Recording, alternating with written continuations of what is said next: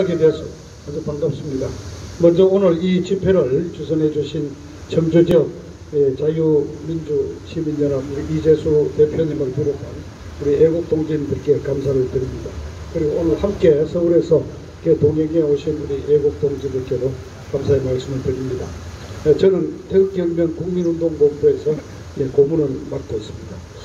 자, 이번에 간첩단 사건이 터지고 나서 쉽게 충북 지역 간첩단 사건이다 또는 청주 쉽게 청주 간첩단 사건 이렇게 말씀을 하시는데, 우선 제가 아는 범위 내에서 이번에 잡힌 이 간첩단 4명 중에 청주 시민은 단 한 명도 없습니다. 다들 묘하게도 전라북도 지역 출신인데 청주 지역에서 활동을 한 거죠. 그래서 청주 간첩단 사건 그러시면은 정말 선량한 청주 시민들이나 특히 청주의 애국 시민들께서는 아주 굉장히 모멸감을 느끼실 것 같습니다. 그래서 그 점 제가 대신 청주 시민들과는 관계가 없는 정말 사건이라는 말씀을 먼저 드리면서 제가 아는 내용을 하겠습니다. 이번에 이 간첩단 사건이 터지고 나서 정말 이상하다 하는 몇 가지 현상을 발견합니다. 첫째는 간첩을 잡았으면 충격을 느껴야 하는데 우리 국민들도 대부분 이 시기에 간첩이 나왔어? 왜 이게 간첩단 사건이 발표가 됐을까? 또 이상하게 생각하는 분들이 많고 여러 가지 소문이. 또는 두 번째, 간첩단 사건이 발표가 됐는데 간첩이 아니라는 사람들이 또 막 생겼어. 그리고 간첩은 간첩인 것 같은데 아주 허접한 놈들이라서 별거 아닌데 이게 왜 큰 사건이 됐냐. 아니 도대체 간첩단 발표가 났는데 허점하다고 옹호하는 세력들이 또 나오고 몇 가지 정말 이상한 사건을, 이상한 현상을 발견을 했습니다. 오늘 제 나름대로 여기 또 전문가들이 뒤에 계십니다만 몇 가지만 말씀을 드리겠습니다. 제가 아는 범위 내에서 저도 이런 운동권 출신들 후배들을 통해서 이번에 수소문을 해봤더니 이 친구들이 허접한 친구들이 아니랍니다. 이 친구들이 다 이른바 90년대 학교 다니던 97세대 쪽에 속하는데 이른바 전대협에서 한 총량으로 넘어온 아주 자생적인 주사파 골수 자생 빨갱이들 그 세대 97세대에 속하는 나들로서 더구나 가장 반미 반제국주의를 외치던 이 강경파 NL 계열입니다. 그리고 얘들이 다 이제 졸업하고 나서는 이 노동운동에 뛰어들어서 민주노총이 되기 전에 열심히 그쪽 준비를 하던 친구들이 청주를 노리고 다 전라북도 출신들입니다. 전라북도 NL 계열 친구들이 청주를 아예 타겟으로 삼아서 옮겨왔다는 겁니다. 왜냐?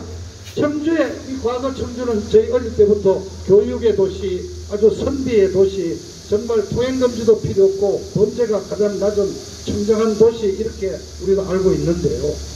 청주에 공단이 이 지방공단이 많이 생기기 시작했고 오송공단이 국가공단으로서 생기고 또 그 당시에 모토로라 기업이 들어오면서 외국인 근로자들도 들어오고 그래서 아주 그냥 블루오션으로 있던 청주 지역을 타겟으로 삼아서 얘들이 노동운동을 하기 위해서 이쪽으로 들어와서 그때 1990년대 후반에서부터 이 청주 지역을 중심으로 노동운동을 했던 자들입니다. 그래서 이 노동운동계에서는 굉장히 앞서 있는 자들이고 서열이 높은 자들입니다. 여러분 간단한 자들이 아닙니다. 그리고 간단히 왔다 갔다 하니까만 이 친구들이 북경에 가고 간보대와 포문편에 가고 심양에 가고 이런 데서 중국을 20번씩 들락거리면서 북괴 공작원을 직접 만났습니다.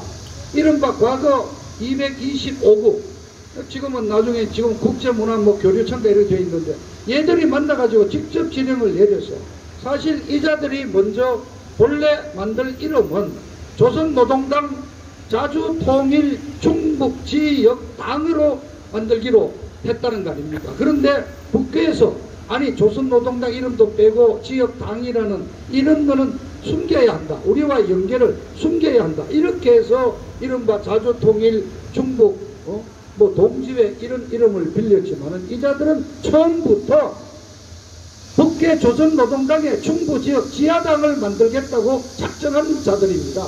얘들이 갖고 있는 강령을 보면은 일조가 뭡니까? 아주 재밌습니다. 민중 제1주의를 신념으로 삼는다 이렇게 되어 있는데 이게 굉장히 중요한 사건입니다, 여러분. 자, 김일성이 주체사상 부러지셨죠. 두 번째, 김정일은 뭡니까? 선군 사상이잖아요. 그럼 지금 3대 세서관 저 김정은이 저 3대 뚱뚱이잖아요. 그 중국 사람들은 농담으로 싼판이라고, 싼판. 세 번째 싼 3이고 팡, 이 뚱뚱하다는 팡, 그래서 싼팡 그러는데 그게 김정은이에요. 그 싼팡이라는 예로 이제 이렇게 부르는데, 김정은이가 주장하는 게 뭐냐면은 인민 대중 제일주의를 부르셨거든요. 그 여기 인민이라는 걸 빼고 뭐라고 했냐, 민중이라는 말로 고친 거란 말입니다. 그러니까 따지고 보면 아주 앞서서 김정은이 사상, 김정은이의 인민 제일주의 사상을 자기들의 강령으로 삼는다는, 그리고 지하당으로 조직하겠다고 한 자들입니다. 뿐만 아니라 제가 알기로 우리 박근혜 대통령 시절에 저 이석기가 하던 경기 동부회라, 그 사실상 경기 동부 지역당, 그 지하당으로 활동하던 자리거든요. 걔들이 해체되고 나서 그 지역 애들을 포섭하기 위해서 굉장히 이 청주 충주 지역 간첩단 이자들이 아주 그 지역을 포섭 대상으로 삼아서 많은 활동을 했다는 것이 보도가 되고 있습니다. 아주 골수 지역 지하당인데 이자들이 왜 허접하다고 그럽니까? 비호하는 자들이 있죠. 뭐 다 알지만은 뭐 시인하면서 뭐 인기 얻어가지고 장관까지 해먹은 도종환이 뭐 이런 지역들. 그 다음에 뭐 변재일 의원 저하고도 뭐 같이 했고, 여기 충북도당 도지사 누가 이시종이 저하고 국회의원 할 때 저는 뭐 갓다리 한 번 했지만은 바로 사무실, 의원 사무실 바로 아래 옆으로 같이 나란히 있었어요. 이시종 씨 아시다시피 옛날 충북 제천시장하고 뭐 택견 이런 거 보급할 때 제가 MBC 스포츠 채널 사장으로서 여기 와서 충주에 만나기도 하고 충주시장 때부터 아는 사이인데, 아니 이 세력들이, 아니 이 간첩단 세력들이 자 북경에서 심양에서 푸놈펜에서 직접 북한 공작원을 만나서 활동 자금을 2만 불씩 얻어오고, 그러니까 이쪽에서는 또 이쪽을 일처라고 불렀다는 겁니다. 일본이라는 건 굉장히 중요하다는 거 아니에요. 그러니까 경기동부연합이 해체되고 나서 이쪽을 지하당 1호라고 인정했다는 거예요. 굉장히 조직이 서열이 높은 거예요. 그리고 저도 들은 얘기지만은 직접 북경에서 심양에서 푸놈펜에서 오라고 그래서 만나가지고 공작금을 줄 정도면은 굉장히 북한 저통정부에서도 높이 평가하는 자들이다. 아주 이 친구들이 투쟁을 굉장히 높이 사고 있다. 그런데 왜 허접한 놈들을 간첩으로 엮었다고, 이런 식의 비호 세력에, 그러니까 이 자들에게 대해서 이런 얘기하는 자들이 전부 다 간첩이다 이거예요. 자, 뿐만입니까? 이 4명이 지금 부정선거로 우리는 믿고 있는 17년 5.9 이른바 대선이라는 그때 전부 문재인 특보로 다 이름 올렸지 않습니까? 다 나와 있잖아요. 그리고 그때 송영길이도 만나가 찍은 사진이 다 나오고 있고, 그러면서 이 자들이 충북지역에서 충북지역 이 정조를 중심하는 충북지역 정치인들, 예를 들어 여기 도의원, 여기 시의원, 구의원, 이 자들과 다 연계가 되어 있잖아요. 더구나 그 손모라는 자, 그 구속영장이 기각됐는데 지금 최근에 구속됐습니까? 그 손모는 이 지역에 인터넷 신문사를 하고 있잖아요. 바로 유지잖아요, 이 지역에. 그런데 왜 허접한 놈이에요, 그게? 여기 조선노동당 충북 정주에다가 지하당을 만들었는데, 그게 바로 신영복이 하는 통역당 그 뿌리들이 내려와가지고 경기동부연합 이석기 다음으로 터져나온 사건이 이 바로 충북지역 이번에 통일 구국 동지의 간첩단 사건인데, 왜 허접하다고 얘기하는, 굉장히 골수 심각한 놈들이라는 말씀을 우선 드립니다. 그리고 두 번째, 왜 이 시점에서 간첩이 나왔느냐. 자, 그러다 보니까 우리 국민들도 정말 안타깝게도 그동안 간첩이라는 데 너무 무관심해졌고, 너무 어떻게 보면은 그냥 무감각해진 거예요. 누구냐, 저 안철수라는 자가 12년도에 정치한다고 나오가 첫 번째 했던 얘기 중에 하나가 요즘 세상에 간첩이 어디 있냐 그랬죠. 바로 그런 놈이 지금 생각해보니까 간첩이란 말이에요. 간첩이 있잖아요, 지금도. 그런데 왜 이 시점에 터져 나왔느냐. 자, 설이 많습니다. 저는 첫째, 이 간첩을 잡은 게 누구냐. 바로 우리가 그래도 믿는, 아직도 국정원에 남아있는 대공수사부에 있는 양심적인 대공수사 요원들입니다. 그분들이 2000년 초에서부터 이자들에 대한 의심을 가졌는데, 자, 제가 구체적인 내용은 못 들었지만 이자들이 결국 이분들이 2015년에 박근혜 바로 정부 때에 결정적인 어떤 이 중국의 캄보디아에 가서 직접 공장원을 만난다는 혐의를 잡고 그때부터 이 이자들을 중심으로 아주 수사망을 좁혀가지고 집중적으로 수사를 했던 겁니다. 그래서 17년 5월 달에 바로 북경 베이징에서 박모가 북계 공작원과 만나는 것을 직접 촬영하고 채정을 다 해가지고 증거를 갖고 있었던 거죠. 자, 이렇게 양심적인 우리 애국 세력인 그런 대공수사 요원들이, 자, 이제 대공수사 경찰로 넘어가도록 이미 법제화는 되어 있습니다. 그리고 지금 국정원장이 누구예요? 거의 뭐 빨갱이 집안인 박지원이 아닙니까? 이런 상태에서 그분들에 대한 압박이 있는데 그냥 가다가는 이렇게 어렵게 만들어 놓은 이 사건 그냥 무유야무야 되겠다 해서 우리가 알게 모르게 이분들이 굉장히 아마 안에서 강한 저항을 했을 겁니다. 맞습니다. 그렇게 해서 더 이상 이거를 덮어둘 수가 없는 정도까지 갔기 때문에 이번에 터뜨린 거다.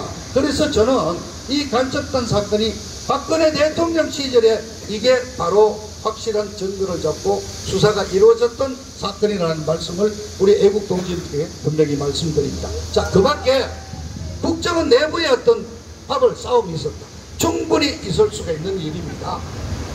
자, 거기 뭐 지금 국정원 기조실장을 하는 박성원이가 저 바로 NL 출신의 산호맹 출신의 아주 골수 반미주의자인데 박지원이는 아시다시피 아직도 미국 뉴욕에 수천만 달러의 재산을 보유하고 있고 빌딩도 있고 최근에도 미국 갔다 왔죠. 박지원이는 그만두고 세상이 바뀐다거나 하면은 바로 미국으로 튈 수 있는 사람입니다. 가족들 전부 뉴욕에 가 있는데 박지원이는 지가 살기 위해서 철구 어떤 작전의 하나로 이거를 박지원이가 터뜨릴 수도 있다고 생각을 합니다. 그러나 우리 이렇게 나이하게 볼 수가 없죠. 저는 분명히 말씀드립니다. 이자들을 발표한 것은 어떻게 보면 도마뱀 꼬리 자르기의 일종이다.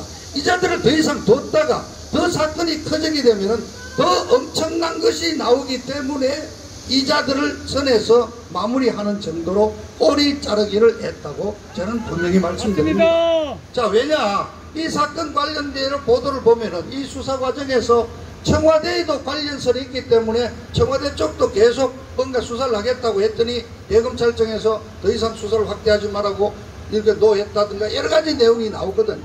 그리고 아시다시피 지금 대한민국 우리 지금 문재인이 있는 저쪽 청와대가 간첩 소굴이 아닙니까? 거기 있는 행정관 비서관 이자들이 지금 다 관련되어 있는데 거기서 그냥 정보가 나가고 있는데 이자들과 관련이 없겠습니까?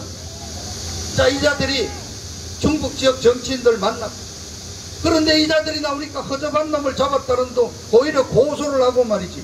이 청주지역 분들 아까 제 청주지역에 정말 선량한 우리 애국 시민들께는 오히려 청주 간첩단에서 죄송하다는 말씀을 드리지만 여러분들이 우리 청주 시민 여러분들이 청주의 명예를 하기 위해서라도 저 도지사 이시종이 변재일이 도종환이 여기 시의원 구의원 이자들 이 간첩단과 연계되고 밥 먹으러 돌아다닌 자들 그리고 이른바 여기 인터넷 언론사를 만들어 가지고 이 청주에 유지 노릇했던 손모 이런 자들을 즉각 아주 대대적으로 수사할 것을 여러분들이 촉구를 하고 우리 신한국의 압박을 가해야 됩니다.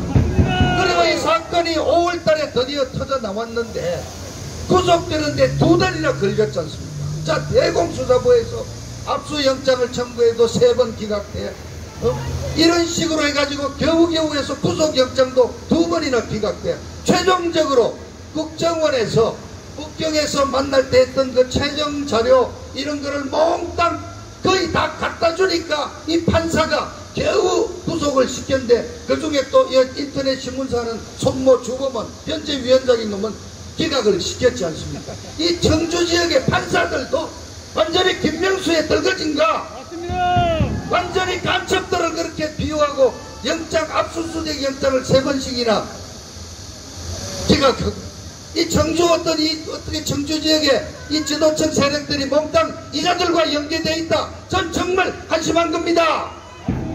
그리고 마지막으로 한 말씀 드립니다. 우리는 박근혜 대통령 탄핵 무효를 외치지 않습니까? 맞습니다. 이자들이 북계로부터 받은 50몇 몇 차례의 지령문을 보면은 여기에 들어가 있잖아요. 박근혜 대통령 석방은 불가하다는 여론을 만들어 일으켜라.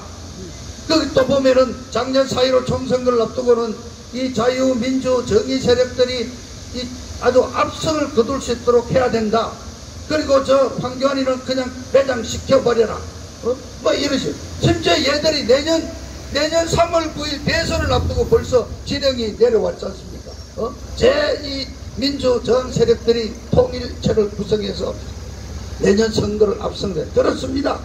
지금 문재인이 좌빨 이 세력은 내년 3월 9일 대선에서 여러분 죄송합니다만 여러분은 정권 교체가 가능할 거라고 좀 희망을 갖고 계시겠습니다만 천만의 말씀입니다. 얘들은 50년 짓고 정말 연방제로 가기 위한 준비를 착착 해내고 있고 바로 그 중에 하나가 바로 작년 4.15 21대 총선거 압도 대대적인 부정선거로 180석을 차지한 것입니다. 내년 3월 9일에 부정선거 저지르지 않는다는 보장이 어디 있습니까? 절대 정권을 내놓지 않을 것입니다. 자, 정말 우리 애국적인 대공수사 요원들이 만들어낸 이 간첩단 사건 이걸 계기로 우선 이 청주 지역에서부터 영공 세력들 이자들과 관련된 정치인들 대대적인 어떤 압박을 가해서 이자들에 대한 철퇴가 내려지기를 우리 청주 시민 여러분들께서 도와주시기를 부탁을 올리면서 말씀을 드리겠습니다. 간단합니다. 감사합니다.